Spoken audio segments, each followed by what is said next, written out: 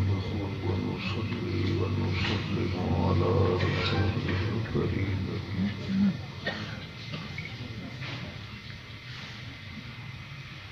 أما بعد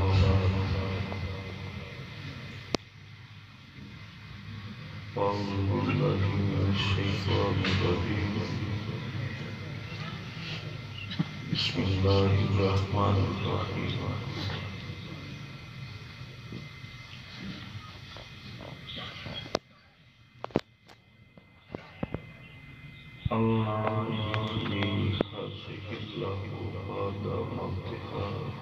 سبحان اللہ. آمنت بالله صدق الله مولانا العظيم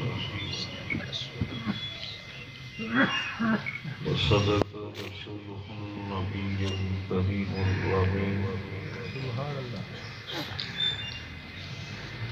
إن الله وملائكته يصلون على النبي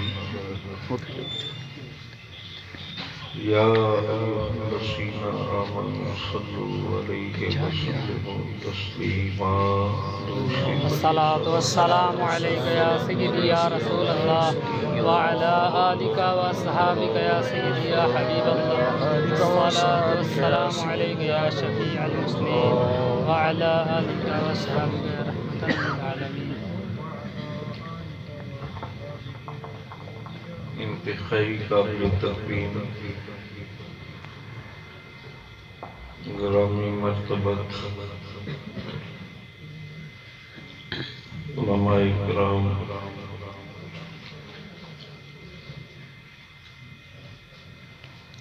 مافخانان بارگاہ رسول مقبول صلی اللہ علیہ وسلم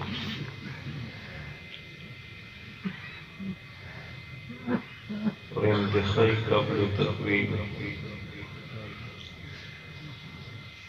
محترم المقام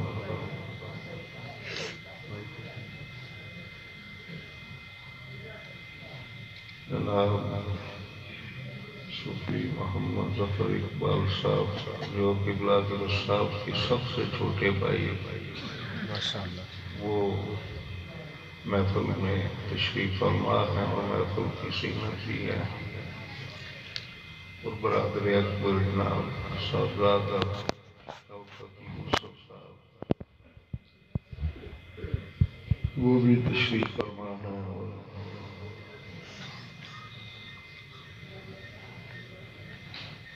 صاحبزادہ محمد محمود صاحب جن کی قیادت میں یہ اس سے پاک کی محفل ہو رہی ہے. تمام سامعین تقریر کے لیے میں حاضر نہیں ہوا، صرف ایک دو باتیں عرض کر کے اس کے بعد محفل نعت کا سلسلہ محفل سماع کا سلسلہ ہو صبح تک، جیسا کہ قبلہ درست صاحب رحمۃ اللہ تعالیٰ علیہ کی زندگی پاک میں ہوا کرتا تھا، ان کی نظر کرم سے آج بھی ویسا ہی ہوگا انشاءاللہ. یہ جو سلوک کی منزلیں ہیں نا سامعین، قرآن حکیم کی آیت کا ترجمہ بعد میں کرتا ہوں. مجھ سے قبل قبلہ قاری صاحب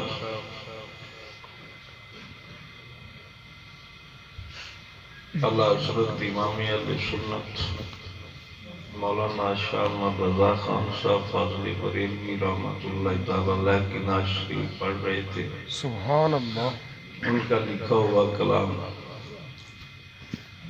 تو بس اس کلام سے یہ بات یاد آئی جو میں آپ کے سامنے عرض کرتا ہوں کہ یہ جو نسبت ہوتی ہے یا کسی سے عقیدت ہوتی ہے یا کسی کا انسان دست بیعت ہوتا ہے، یہ ایک بڑا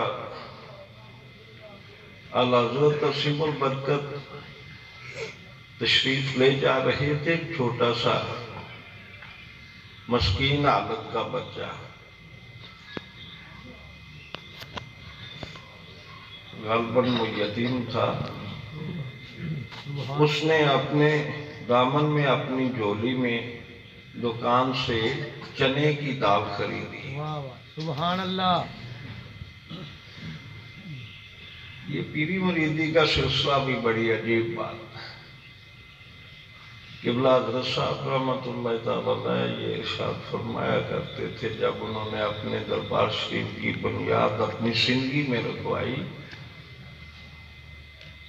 तो वो फरमाते थे, बेटा बैठने की जगह हो तो जब कोई मेरा मुरीद मुझे मिलने के लिए आएगा, मेरे पास बैठेगा तो मेरी रूह राज़ी हो जाएगी। तो वो छोटा सा बच्चा हज़रत के रास्ते में खड़ा हो गया, कहता हुजूर आप अपने अकीदतमंदों के घर में तो जाते हैं, मेरे घर में भी आएंगे? सुभान अल्लाह, सुभान अल्लाह। वाह वाह। आपने फरमाया बेटा आऊंगा, लेकिन आला हजरत उससे खुशतबी फरमा रहे हैं। फरमाते हैं बेटा मैं आऊंगा तो आप घर में मेरे खाने के लिए क्या पकाएंगे? सुभान अल्लाह। तो अर्ज करता हुजूर ये मैंने दाल जो खरीदी है यही मैं पेश करूंगा। आला हजरत अपने इज्जतमंदों से फरमाते हैं चलो इस बच्चे के घर चले। सुभान अल्लाह, वाह वाह। अब घर बैठने की जगह ही कोई नहीं, तो उसने एक साफ ली, दरवाजे के बाहर बचा दी। आला हजरत इमाम अहले सुन्नत मुजद्दिद दीन व मिल्लत सुभान अल्लाह। उस साफ पे बैठ के गली में, अल्लाह अल्लाह। और उस वक्त उनका हालात ये थे कि तबीबों ने हकीमों ने ये मना किया था कि हुजूर आप स्वाय नरम ग़िज़ा की कोई चीज नहीं खा सकते, खाना है तो सिर्फ नरम ग़िज़ा खाएं। तो उसने बच्चे ने क्या किया, वो दाल उसने घर में कटवाई और साथ मकई की रोटी। आला हज़रत के तबीब ये कहते हैं कि तुमने हुजूर नरम ग़िज़ा खानी है, बिल्कुल थोड़ी खानी है। कैसा अजीब मंजर है मोहब्बत का। बच्चा कहता है हुजूर खाए ना खाना,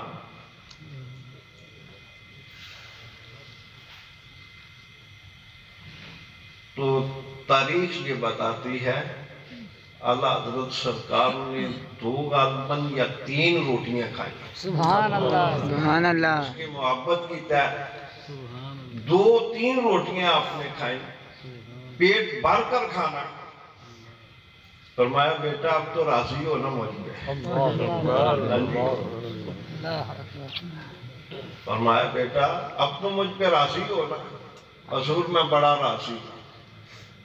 आला हज़रत सरकार ने उस बच्चे को खुश करने की खातिर, उस बच्चे को खुश करने की खातिर गालिबन कई दिनों तक उस बीमारी को बर्दाश्त किया। उस खाने से आपको तकलीफ तो हुई, लेकिन साथी साथ बैठे हुए अर्ज कर रहे हैं हुजूर आप ये खाना तनावल ना फरमाए। फरमाया अगर मैंने ये खाना ना खाया तो इस बच्चे के दिल पे क्या गुजरेगी, और वो उस मरीज के दिल पे क्या गुजरेगी जो अपने पेशवा की रूह को राजी न कर सके। हाँ जी, और उस पेशवा को क्या ख्याल आता होगा कि मेरा मरीज 6 माह के बाद भी मेरे पास नहीं आता। बहरहाल ये तरीक़त और हकीकत और मोहब्बत के जो वसूल हैं ये तो बड़े सख्त हैं।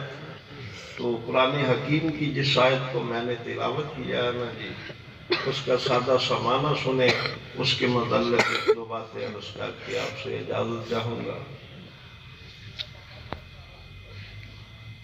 हज़रत हुसैन अलैहिस्सलाम अल्लाह के नबी एक बस्ती के करीब से गुजरे। बस्ती तहबाला हो चुकी है। اس کی چھتیں جو ہیں وہ گر چکی. تو قریب سے گزرتے اللہ کے نبی نے یہ عرض کی اپنے مالک کی بارگاہ میں انا یحیی ھذہ اللہ بعد موتھا. اللہ اکبر. میرے اللہ بتا تو اس تباہ شدہ بستی کو زندہ کیسے کرے. سبحان اللہ. سبحان یہ تو تباہ ہو چکی ہے نا، برباد ہو چکی ہے، تو زندہ کیسے کرے.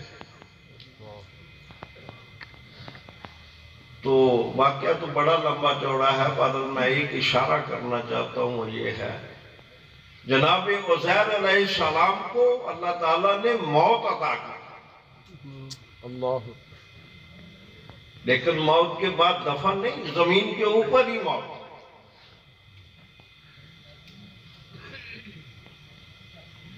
اور وہ عرصہ 100 سال کا گزر گیا. اللہ. عرصہ جب 100 سال کا گزرا، لیکن مجھے یہ بتاؤ جب 100 سال اللہ کے نبی کی جسم پاک زمین پہ پڑا رہا، کیا موسم میں کوئی تغیر و تبدل نہیں آیا؟ اللہ. ہوائیں چل رہی ہیں، آندھیاں چل رہی ہیں، بارش ہو رہی ہے، طوفان تک. لیکن قربان جاؤں اللہ کے برخصیدہ بندوں پہ، خدا کا ان پر کرم کتنا. قرآن کیا کہتا ہے؟ جہاں اللہ کے نبی کا جسم تھا، آپ کا لباس تو جسم کے ساتھ لگا تھا،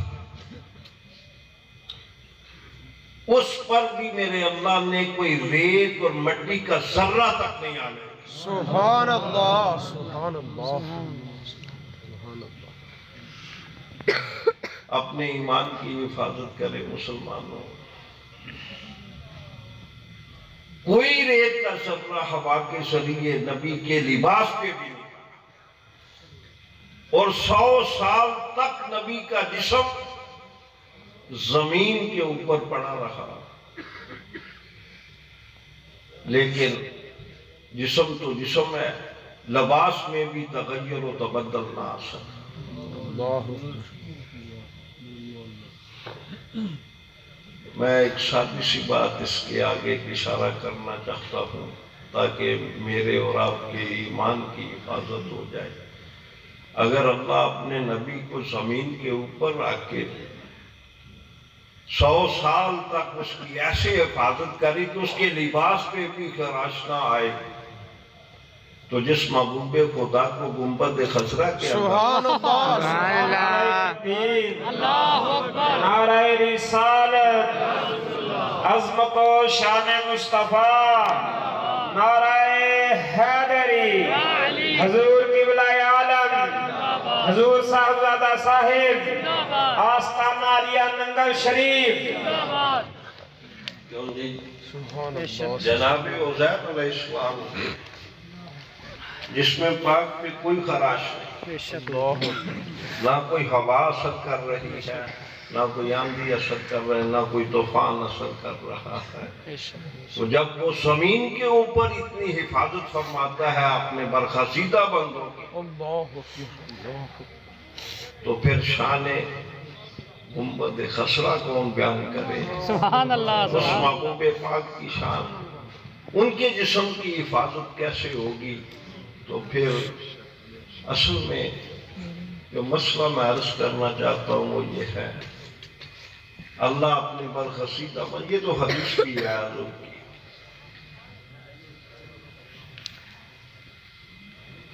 تو نبیوں رسولوں کے صدقے اللہ اپنے برخصیدہ بندوں کے جسموں کی بھی حفاظت فرمائے.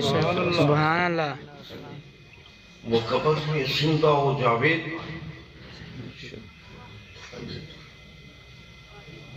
وہ ہماری ساری حرکات و سکانات کو دیکھ رہے ہیں، لیکن اس محبت میں ذرا بر بھی فرق نہیں آنا چاہیے تھا.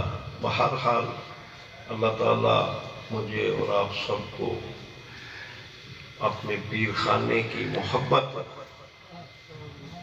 عطا فرمائے۔ تو مسئلہ یہ عرض کر رہا تھا کہ اللہ تعالیٰ اپنے برخصیدہ بندوں کے جسموں کی حفاظت کرتا ہے، تو اسی حفاظت کے ضمن میں ان کی قبروں پہ مزارات بنائے جاتے ہیں تاکہ وہاں بیٹھ کر لوگ قرآن پڑھیں۔ آج کل تو ساتھ سی بات ہے، ہمارے بزرگ استاد یہ فرمایا کرتے تھے، بیٹا کسی صاحب مزار کے پاس جاؤ تو کچھ لے کے جاؤ، تو کچھ لے کے آؤ، کچھ لے کے جاؤ، کچھ لے کے آؤ۔ حضور کیا لے کے جائیں؟ فرمایا کچھ نہیں لے کے جا سکتے، وہاں بیٹھنے والوں میں تبارک اگر تقسیم نہیں کرنے کی استطاعت رکھتے تو تھوڑے سے پیسوں کے پھول تو لے کے جا سکتے۔ اور جب تم اس مزار پہ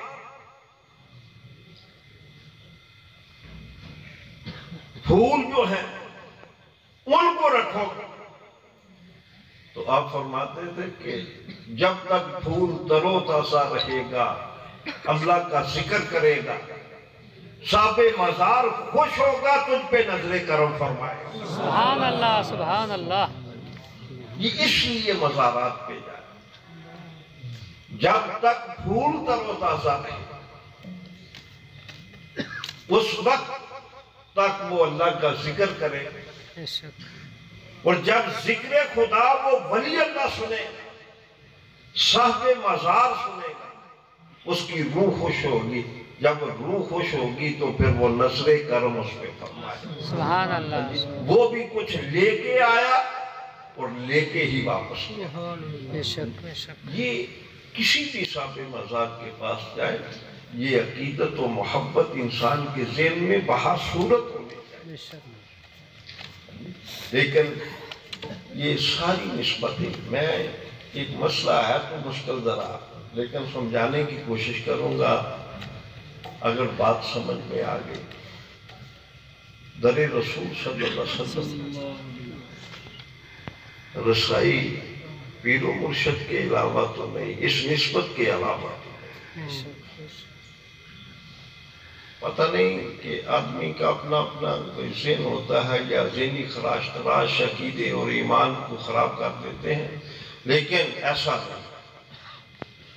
حقیقت کو اگر دیکھیں تو میں نے اولیاء اعظم کے قدموں کو دباتے ہوئے یہ منظر دیکھا ہے کہ آپ فرماتے ہیں بیٹا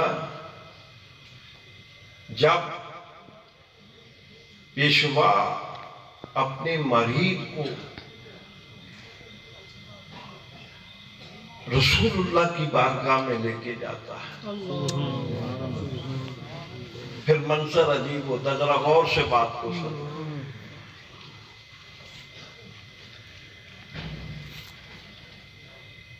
اب در رسول پہ جا رہے ہیں، کیسا کمال ہے اس نسبت کا۔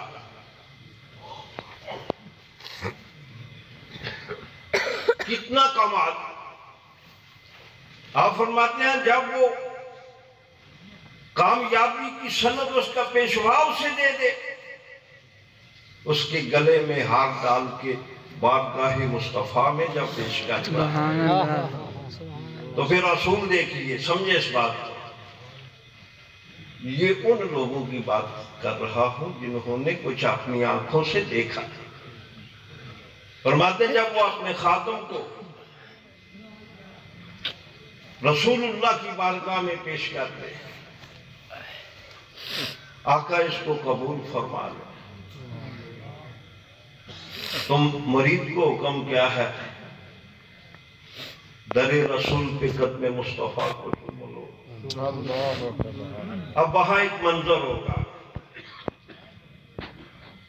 اس کا سر بعد میں جھکے گا، غور کرنا اس بات سے، اس کا سر بعد میں جھکے گا، اس کا ہار کامیابی کا پہلے قدم مصطفیٰ کو چوم لو۔ سبحان اللہ، سبحان اللہ۔ اس کا حال جو ہے کامیابی کی سند، اس نسبت نے جو اسے مقام دیا، آقا یہ مقام بھی تیرے در دولت سے ملا، بے شک یہ رسائی بھی تیرے قدموں کے صدقے ملی۔ اور یہ میں ویسے ہی بات کر دی، اگر حقیقت کی طرف مسئلے کی طرف جائے تو پھر بھی ایسا ہے۔ تقریب کے رنگ میں نہیں، بڑی سادی سی بات کہتا ہوں۔ قبلہ حضرت صاحب سرکار نے یہ 2 مسجدیں بنوائی اپنی زندگی میں۔ کبھی آپ نے سوچا ہے؟ میں شاید ایک مرتبہ یہ مسئلہ عرض کیا تھا کہ کہتے ہیں معاشر میں سب کچھ تاہو بالا ہو جائے گا، عشر میں کوئی چیز باقی نہیں رہے گی، سب کچھ تاہو بالا ہو جائے گا، لیکن مجھے یہ بتاؤ مسجدیں کہاں جائیں، خدا کے گھر کہاں جائیں؟ پوچھا کرو علماء سے، کلو شین یرجع الی اصلہ، ہر شے اپنی اصلیت کی طرف لوٹے۔ سبحان اللہ۔ تفصیل نہیں، میری صحت بھی نہیں اجازت دیتی، بہرحال مسئلہ ہر مسجد خمیر کعبہ سے بنی ہے، ہر مسجد خمیر کعبہ سے بنی ہے، تو محشر میں ہر شے اپنی اصلیت کی طرف لوٹے۔ سبحان اللہ۔ کعبے میں کتنی ہمت ہے، قابل غور بات، کعبے میں کتنی ہمت ہے، اللہ پاک نے اسے کتنا مقام دیا ہے، کتنی رفعت عطا فرمائی ہے، کتنی عظمت عطا فرمائی، بے شک بے شک۔ اور لکھوں کھا مسجدیں محشر میں کعبے کے اندر مدغم ہو جائیں، کعبہ ان کو اپنے اندر سمیٹ لے گا۔ میں کچھ کہنے والا ہوں، اگر آپ توجہ فرمائیں۔ سبحان اللہ۔ لکھوں کھا مسجدیں کعبہ اپنے اندر انہیں مدغم کر دے، سمیٹ لے۔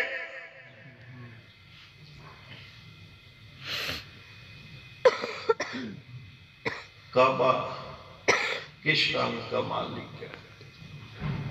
کعبہ وہ ہے جو حاجیوں کو گناہ سے پاک کرتا ہے۔ اللہ اللہ۔ یعنی کعبہ وہ ہے جو حاجیوں کو،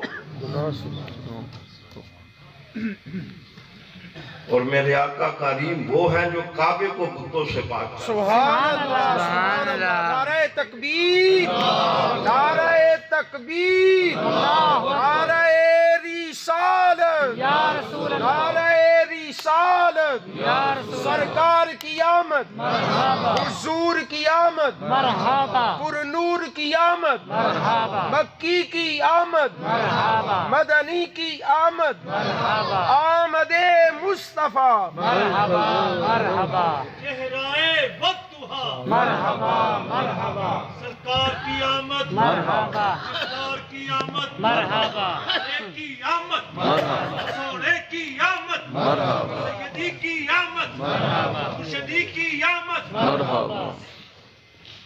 کیوں نہیں میں کوئی بات کر رہا تھا، کعبہ تیری عصمت پہ نثار جائیں تو لکھوں کھا مسجدیں اپنے اندر سمیٹ لی۔ بے شک بے شک۔ وہ کیوں جی، کیوں سمیٹ لی اس نے؟ تفصیل نہیں ہے، پھر کبھی موقع ملا نا جی زندگی میں آنے جانے کا، پھر بات ہوگی۔ بہرحال کعبہ سمیٹ کے آدھی ساری مسجدوں کو اپنے مسجد کی ایک اینٹ بھی، مسجد کا ایک پتھر بھی، ایک ٹائل بھی ضائع نہیں ہوگی۔ کعبہ سمیٹے گا تم میرے خمیر سے بنے۔ اگر توجہ ہے تو میں بات کروں اس سے اوپر ذرا۔ سبحان اللہ۔ کعبہ اپنے خمیر کی لاج رکھ کیا، لکھوں کھا مسجدیں اپنے اندر سمیٹ لی۔ تو جب میرے اور آپ جیسے گناہگار سبحان اللہ. اپنے پیشوا کی نسبت سے در رسول پہ پہنچیں گے، کیونکہ ہم بھی صدقہ ہیں مصطفیٰ کا. بے شک بے شک. تو جب در رسول پہ ہم پہنچیں گے تو مصطفیٰ کا کرم ہمیں سمیٹ لے گا. نعرہ تکبیر، نعرہ رسالت، عظمت و شان مصطفیٰ، عظمت و شان مصطفیٰ، میلاد مصطفیٰ، نعرہ حیدری، حضور قبلہ عالم، حضور صاحبزادہ صاحب، آستانہ علیہ ننگل شریف. کیوں جی؟ حضور کے نور سے ہی پوری کائنات کی تخلیق ہوئی. بے شک بے شک. سبحان اللہ سبحان اللہ. میری سرکار بھی ہاتھ جھکوڑ پھر اس سے آگے، اور جب تو قدم مصطفیٰ سے لگ گیا، جب کائنات قدم مصطفیٰ سے لگ گئے، سبحان اللہ. سارے امتی قدم مصطفیٰ سے لگ گئے، سبحان اللہ. عمل ہو یا نہ ہو میرے آقا کا کرم کام آ گیا. لیکن اگر یہ نسبت قائم رہی، کوئی وہاں پہنچانے والا نہیں. مسجد پاک ہے، پاک ہی رہے گی، بے شک. اور پیشوا سے محبت اور نسبت تا حشر قائم رہے تو پھر در رسول تک رسائی. اور اصلا عرض کر رہا تھا کہ کعبہ مسجدوں کو سمیٹ لے. بے شک. لیکن حدیث شریف میں کیا آتا ہے؟ ایک دن وہ بھی آئے گا، کائنات کا مرکز کعبہ ہے، کائنات کا مرکز کعبہ ہے. اور ویسے کہ یہ اصول کے مطابق بھی سوچا جائے تو پوری زمین کا وسط کعبہ ہے، بے شک. یعنی ہر طرف ایک ہی جیسی زمین ہے. کعبہ پوری زمین کے درمیان ہے، اور پوری کائنات کا مرکز درس ہدایت کیا دے رہا ہے؟ وہ بھی اپنی منزل کو چھوڑ دے. حاجیوں قیامت تک میں نے تمہیں پاک کیا ہے، واہ واہ سبحان اللہ. قیامت تک میں نے تمہیں پاک کیا، کیا ہے. اور آج میں اس کی طرف جا رہا ہوں جس نے مجھے پاک کیا، سبحان اللہ. سبحان اللہ سبحان سبحان جس اللہ. نے مجھے بتوں سے پاک کیا. میں آواز اس کی طرف. سبحان اللہ. اور علماء فرماتے ہیں جب کعبہ در رسول صلی اللہ علیہ وسلم پہ پہنچے گا، جا کے کیا پڑے گا؟ اللہ. اللہ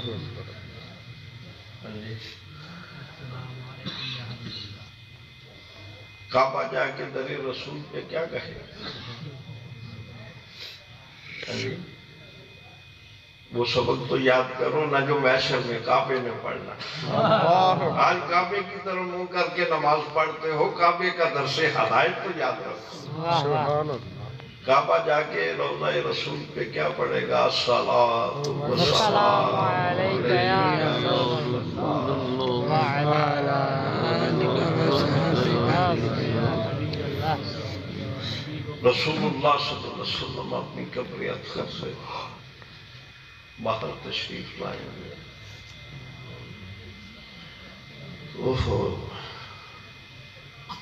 امتی تیری نسبت کیسی بات.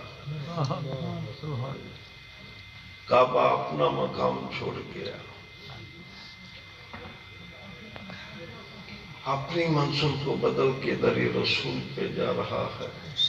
میرے آقا کی ایک ہی صدا، پیدا ہوئے تو وہی صدا، محشر آیا تو وہی صدا. لیکن خدا کرے یہ نسبت قائم رہے.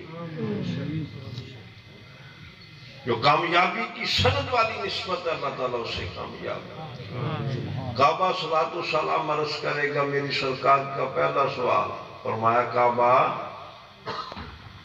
بتا تو صحیح نا آج تو کیا کرے گا بڑا نازک دن ہے نفس و نفسی کا عالم ہے بتا کیا کرے گا تو میری امت کے لیے کعبہ عرض کرے گا حضور جس نے میرا طواف کیا میں ان کی سفارش کروں سبحان اللہ کیوں جی اب پھر قرآن کو کھولیے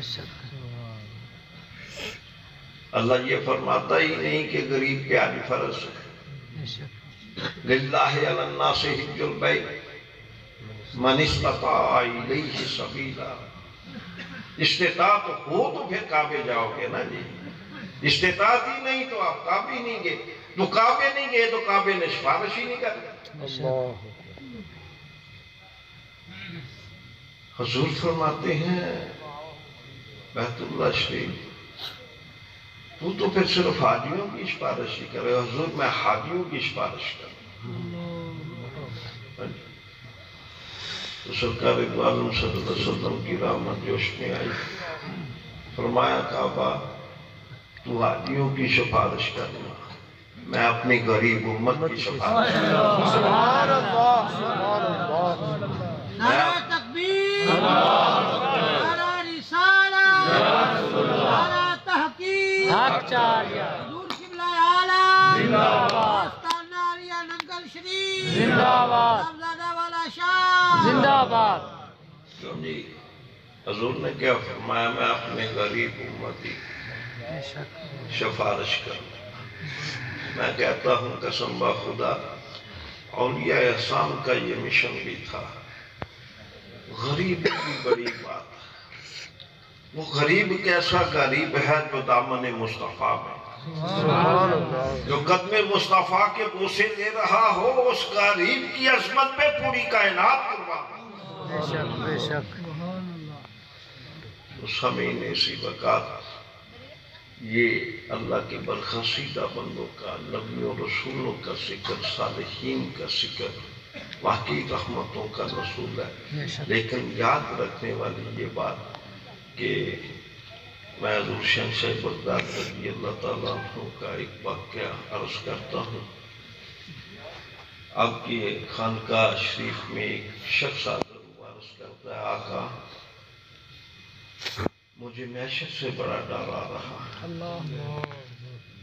وہ ڈر بھی آئے تو بڑی بات ہے ہاں جی آج کل تو لوگ ڈرتے ہی نہیں ہیں وہ ڈرنے والا آپ نے فرمایا اچھا مجھے یہ بتا کہ کبھی میری محفل میں بیٹھا ضرور میری یہ فکر ہی نہیں ہے محفلوں میں جانا آنا یہ میرا ذہن و ضمیر ہی اسے قبول نہیں کرتا آپ نے فرمایا کبھی میرا لنگر شریف کھایا ہے حضور نہیں ایسا بھی نہیں ہے فرمایا یہ تو بتا کبھی میرے خانقاہ کے دروازے سے بھی گزرا ہے سبحان اللہ چھوڑو نہیں لنگر کھایا نہ صحیح میرا آواز سننا ہے نہ سنا کوئی بات نہیں کبھی میرے خانقاہ کے دروازے سے بھی گزرا ہے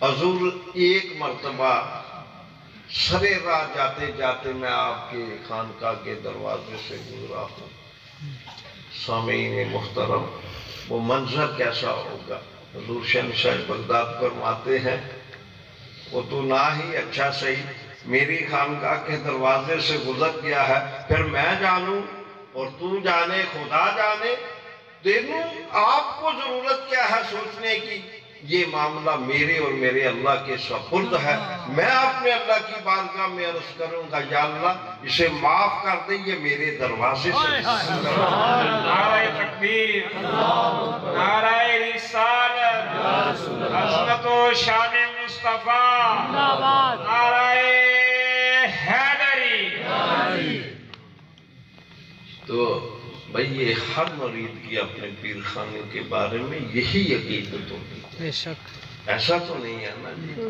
اور مجھے بھی آپ کی بھی ایک زندگی کی 30 سالہ 40 سالہ 50 سالہ زندگی کی بلاد صاحب کے ساتھ گزری ہے ایسا تو نہیں ہوگا کہ وہ آپ کے نسبت کو فراموش کر دیں. بس آپ کا کام تو ان کے درگاہ سے، ان کی خانقاہ سے محبت کرنا ہے اور اس کی لاجپالی فرمانا. یہ آپ کے پیشوا کا کام. دوسرا مسئلہ یہ رہا دربار شریف کے سلسلے میں، تو ماشاءاللہ ذکر کرنا ویسے بھی دکھاوا ریا، یہ تو اچھی بات نہیں ہے. بہرحال جی جہلم شریف کے بعد اب دربار شریف کا سلسلہ جو ہے شروع ہوا ہے. میں اب حد مشکور ہوں اللہ تعالیٰ قبلہ حضرت صاحب کے صدقے ان دوستوں پہ مزید مہربانیاں فرمائے، کرم فرمائے، رحم فرمائے جی، کہ جن کے تعاون سے، جن کے مطلب ہے جی خدمت سے یہ دربار شریف کا سلسلہ جو ہے وہ شروع ہوا ہے. اب تو آپ ہی فرمائیں کہ اللہ تعالیٰ اسے پائے تکمیل تک پہنچائے اس کے لینٹر وغیرہ کے لیے. بہرحال جس نے بھی، کسی نے بھی، وہ مجھے بات یاد آئی کہ عزیز مصر نے تو خزانوں کے دروازے کھولے تھے. تو وہاں ایک مائی صاحبہ سوتک کی اٹی لے کے ابھی قطار میں کھڑی تھی. کہنے والا کسی نے دھکا دیا، مائی تو کیا ادھر کر رہی ہے؟ میں بھی یوسف کی خریدار ہوں. کہتے تیرا ذہن کام نہیں کرتا تو پاگل. یہاں بادشاہیاں جو ہیں وہ اپنے خزانوں کے دروازے کھول کر جناب یوسف کو خریدنے کے لیے کھڑے ہیں. آپ نے فرمایا میں تو پاگل نہیں ہوں، تو مجھے بڑا پاگل نہ کر. مجھے نہیں پتا میں یوسف علیہ السلام کو خرید نہیں سکتی. بہرحال مجھے یہ تو یقین ہے اگر میرے اللہ نے فرمایا نا یوسف کے خریدار آؤ میں تجھے معاف کر دوں گا، ہاں جی، تو اس لسٹ میں میرا نام تو آئے گا. نعرہ تکبیر، نعرہ رسالت، عظمت و شان مصطفیٰ، نعرہ حیدری. تو سامعین اسی وقال آپ دعا بھی فرمائیں اور جتنے اللہ پاک نے آپ کو استطاعت دی ہے ہاں جی اس کے ضمن میں ہاں جی آپ یہ نہیں کہ آج یہ دیر کے کام ہے، پتہ نہیں کب تک یہ سلسلہ جاری و ساری رہے گا مننے منانے کا. اگر قبلہ صاحب کی زندگی پاک رختی میں مسجد بنتے بنتے 5-7 سال لگ گئے، تو بہرحال میں آپ کو مطلب یہ مبارکباد بھی دینا چاہتا ہوں کہ آپ غریب دوستوں کے تعاون سے ہاں جی، اور آپ کو یہ زندگی بھر کے معمول کا پتہ ہے. آپ حاشا وکلا کسی کا کوئی لحاظ نہ کرے، آپ کو زندگی بھر کا پتہ ہے. حضرت صاحب نے کی ظاہری زندگی میں بھی بڑا کوئی چندہ مسجد کا جمع ہو تو 50-60 ہزار روپیہ ہو جاتا تھا. تو یہ انہیں حضرت صاحب خود فرمایا کرتے تھے بیٹا میرے ماننے والے میرے عقیدت مند کچھ غریب لوگ ہیں، آہستہ آہستہ یہ کام ہوگا. آج ہو سکتا ہے کوئی اس بات کو مانے یا نہ مانے، لیکن میں برسرے اسٹیج یہ بات کہنا چاہتا ہوں کہ خدا شاہد ہے بزرگوں نے. تو آپ نے مطلب یہ مطلب فرماتے تھے بیٹا بنیاد تو ان کی زندگی میں رکھی گئی تھی ہاں جی، تو آپ نے فرمایا بیٹا بنیاد رکھو، میرے عقیدت مند اسے آہستہ آہستہ پائے تکمیل تک پہنچا دیں گے. پر اللہ تعالیٰ عز و جل جی ہم سب کو یہ توفیق دے ہاں جی، اور ہمارے مال و جان ایمان میں برکتیں بھی عطا فرمائے. تو ان کے دربار کا سلسلہ یہ مطلب ہے جی جلدی جلدی پائے تکمیل تک پہنچے. ویسے تو ہمارا یہ بھی ذہن و ضمیر ہے، لیکن ایک بات اور عرض کرتا ہوں وہ یہ ہے حضرت صاحب کے حکم کے مطابق آپ کا عرس مبارک آج ہی منایا جا رہا ہے. جو انہوں نے فرمایا تھا میرا عرس میرے پیشوا کے ساتھ، لیکن 30 دسمبر کو بھی ہو سکتا ہے کہ اس سے پہلے لیٹر کا انتظام ہو جائے اور یہ سارے مطلب لوازمات کچھ بہتر ہوں گے. تو وہ ختم شریف کا محفل کا جی تھوڑا بہت جو بھی ذکر و فکر ہوگا وہ آپ کے دربار شریف پر ہی ہوگا. ہاں جی تو آپ دعا بھی فرمائیں. اور یہ ضروری نہیں کہ آج ہی یہ سارا کام مکمل ہونا ہے، لیکن جب بھی اللہ تعالیٰ استطاعت دے توفیق دے تو اپنے پیر خانے کو یاد رکھیں. اور حضرت صاحب سرکار کے مزار شریف کے متعلق ضرور اپنے ذہن میں وہ بات یاد رکھنی ہے کہ بھائی ہم نے کوشش کر کے اس کو بنانا بھی ہے، اس کو تیار بھی کرنا ہے. تو جن بھی دوستوں نے حضرت صاحب سرکار کے مزار شریف کی خدمت کرنی ہے وہ جلدی کریں. اس کے بعد پھر حضرات ذوالفقار بیان سن کر اگر دل میں سوز و گداز اور عشق رسول کا اضافہ ہوا ہے تو میرے والدین اور سرکار کی ساری امت کی بخشش کی دعا کرنا، اور آستانہ عالیہ ہیبت پور شریف کے بزرگوں کی تقریریں اور نعت یا کلام اور سالانہ عرس پاک کا مکمل پروگرام دیکھنے کے لیے اور علماء اہل سنت کی تقریریں سننے کے لیے ہمارے یوٹیوب چینل الیعقوب ساؤنڈ کو سبسکرائب کریں اور گھنٹی کے نشان پر کلک کریں تاکہ ہر نئی آنے والی ویڈیو آپ کو پہلے ملے اور آپ دیکھتے رہیں اور ہمارے لیے دعا کرتے رہیں. خدا حافظ. شکریہ. السلام علیکم.